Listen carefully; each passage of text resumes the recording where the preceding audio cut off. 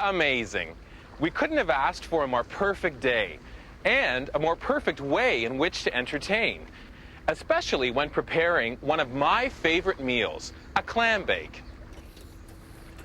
You know, a clam bake might seem like a monumental undertaking, but we've come up with some great suggestions which will make this event both fun and easy to prepare. And don't forget that a clam bake can happen virtually anywhere. You can do it in your backyard, at a campsite, at your cottage, or as we've done today on a great beach. 3 things to keep in mind. First, a preparation area, somewhere where we're going to be able to assemble all of the great stuff we're going to serve tonight. Second is where we're going to serve it. We'll set up a gorgeous dining room table over here for 8 people where they're going to enjoy our clam bake.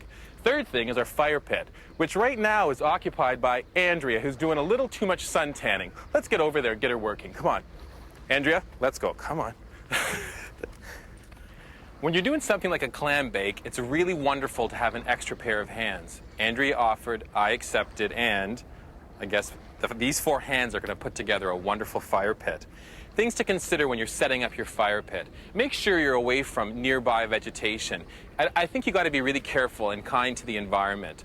The second thing is to ensure that the prevailing winds are going to direct any smoke from the fire pit away from the dining area or prep area. So we're going to do a prevailing wind test. The good old...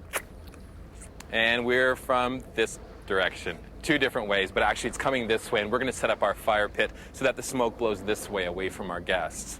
Start by digging a 3-foot in diameter circle. Now that we've dug our hole, we line the fire pit with river rocks. Make sure that your barbecue grate will be able to rest on top of the rocks once the fire is started. Place your wood in the center of the pit in a teepee type form. We brought our wood along with us because it's often difficult to scavenge on a beach for wood. We're using birch, maple, and oak, which is a hardy wood and will create an even fire.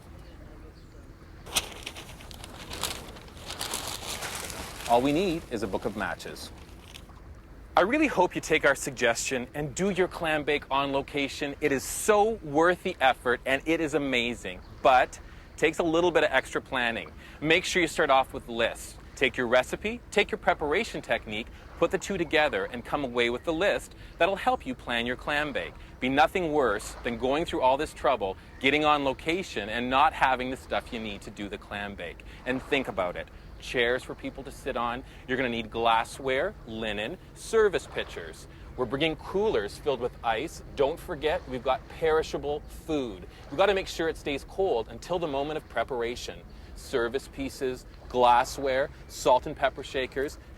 And don't forget this wonderful, juicy watermelon. We've also got cutlery, soft drinks, beer and wine, and of course, fresh flowers. Go through the trouble of bringing the fresh flowers. They will add so much to this table. And actually, I'll show you that a little later. I see another friend coming, which is another pair of hands and also a great reason to move table side, where we're going to start to set the scene for our clam bake. You know, one of the great things about a clam bake is that it truly is a movable feast. We're able to set up and take down our table within moments with this design. Fabio's joined us now, and that extra pair of hands is going to come in handy when we're preparing our table. 2 pairs of sawhorses, long boards on which we're going to place weathered barnwood.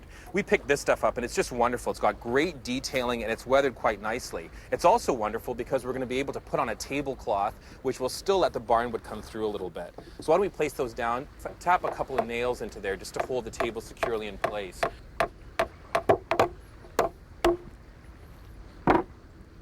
This is great. Next comes a gorgeous vintage tablecloth. These come in many different colors. They're bright, they're vibrant, and you can mix and match. We're only using 1, but you could have used 2 or 3. We've brought wooden benches for our clam bake and also folding chairs. Wonderful striped fabric, bright colors, and also some nice white chairs. This is going to create an intimate seating for all. To further recreate Cape Cod in the city, I've brought along a combination of old and new enameled speckled ware. We'll use the old stuff to do flower arrangements. Glassware is spectacular. Large goblets for lemonade, wine, or beer. And these multicolored, funky, vintage glasses for water and soft drinks. In preparing for the clam bake, we also found great vintage pieces. tomato-shaped salt and pepper shakers, and also an old cream and sugar set. The cutlery for the clam bake is a personal favorite. I found it at a tag sale, red and yellow Bakelite. Next, we place frosted votive candles, tin lanterns, and just to spice things up a little, Tabasco and hot sauce. And the final touch, blue linen napkins wrapped in raffia and topped off with small shells into which I drilled holes. The perfect complement to our clam bake table. Our antique enamel pots are perfect for our flower arrangement. The delphinium, an amazing flower. Look at the colors, purple, mauve, and blue. Simply trim them off and stick them kind of haphazard into your flower vessels. And this is great. They're going to look really nice on our table. I also brought along these really great daisies. They're fun. I like the daisies because it's going to add that country feeling. You don't want to use something like roses or, high-end flower. I mean, this is not the type of occasion where we're going to get into expensive flowers. You want something casual that's going to look really fun on the table. You've also got to keep your eyes open. Look what I picked up on the beach today.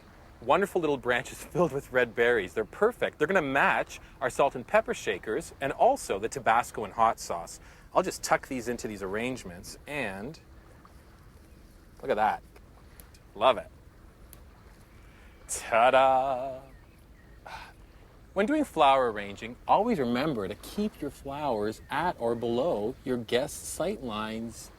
That way, you'll see them enjoying every single second of this meal.